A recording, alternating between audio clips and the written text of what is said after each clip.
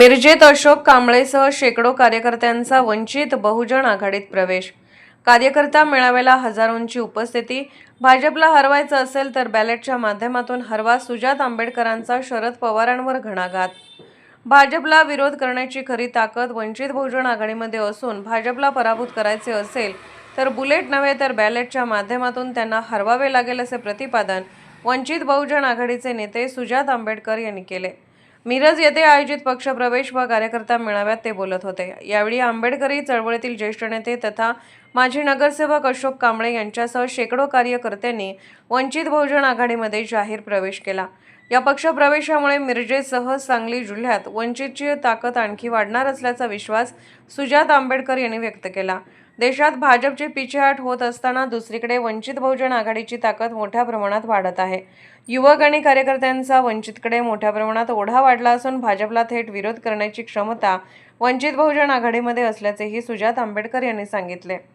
माजी नगरसेवक अशोक कांबळे यांच्या पक्षप्रवेशाचे स्वागत करताना सुजात आंबेडकर म्हणाले की अशोक कांबळे हे आंबेडकरी चळवळीतील ज्येष्ठ नेते असून ते नेहमीच वंचित बहुजन आघाडीचे प्रमुख प्रकाश आंबेडकर यांच्या विचारांच्या पाठीशी राहिले आहेत। आंबेडकरी चळवळ आणि डॉक्टर बाबासाहेब आंबेडकरांच्या विचारांवर चालणाऱ्या पक्षांना त्यांनी नेहमी पाठबळ दिले आहे। त्यांच्या प्रवेशामुळे पक्षाची ताकद निश्चितच वाढली असून आगामी काळात वंचित बहुजन आघाडी सांगली जिल्ह्यात यशस्वी होईल असा विश्वास त्यांनी व्यक्त केला। यावेळी बोलताना अशोक कांबळे यांनी रिपब्लिकन पार्टी ऑफ इंडियावरही टीका केली। आरपीआय आठवले पक्ष भाजपच्या नियंत्रणाखाली असल्यामुळे आंबेडकरी चळवळीतील जनता आणि कार्यकर्त्यांना न्याय मिळत नसल्याचा आरोप त्यांनी केला। विवेक आप्पांचा आशीर्वाद नेहमी माझ्या पाठीशी राहणार आहे। विवेक आप्पा तुझ्यासारखा दुसरा कोणी होऊ शकत नाही, त्यामुळे ऐऱ्या-गैऱ्यांनी स्वतःला आपण विवेक आप्पा झालो आहोत असे समजू नये, अशी टीकाही अशोक कांबळे यांनी यावेळी केली। या मेळाव्यास वंचित बहुजन आघाडीचे प्रदेश उपाध्यक्ष सोमनाथ साळुंके, जिल्हाध्यक्ष नितीन सोनवणे, सामाजिक कार्यकर्त्या चंद्रिकाताई विवेक कांबळे, राजू विवेक कांबळे, युवा नेते आकाश भैया कांबळे, राम कांबळे, प्रतीक कुकडे, नजीर झारे, रिंकू कांबळे यांच्यासह हजारो कार्यकर्ते मान्यवर उपस्थित होते।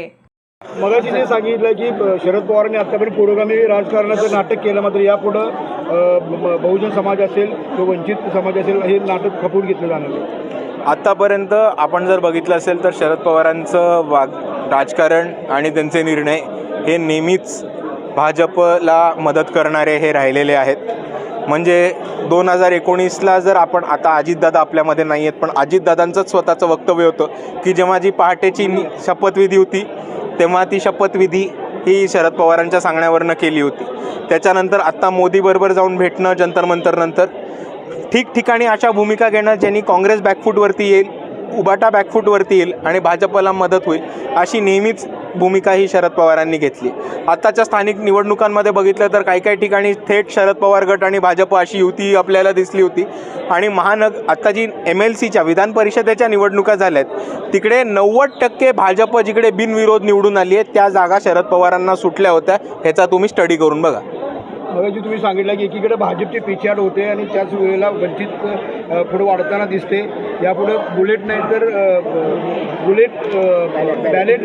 तर बॅलेटच्यावर लढाई करायला लागेल।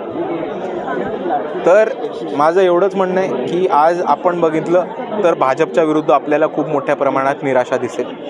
ठिकठिकाणी लोक भाजपच्या शिव्या घालताना दिसतील, भाजपचा मतदार कमी होताना दिसेल, भाजपकडनं लोकांचा कल जाताना दिसेल। दुसऱ्या बाजूला ज्या बाजूला भाजपला शिव्या घालणं म्हणजे देशाला शिव्या घालणं किंवा नरेंद्र मोदीच्या विरुद्ध बोलणं म्हणजे भारत देशाच्या विरुद्ध बोलणं, अशी एक गरिमा जी नरेंद्र मोदींच्या लोकांनी उभी केली होती ती अख्खी उतरलेली आहे आणि ती गरिमा अख्खी फाटलेली आहे। आणि आज नरेंद्र मोदी देशाला लुटतायत, देशाला विकतायत, हे प्रत्येक माणसाचं जनमानसाचं मत झालेलं आहे। आणि त्याच भूमिकेवरती वंचित बहुजन आघाडी आता स्वतःला कॅपिटलाइज करते।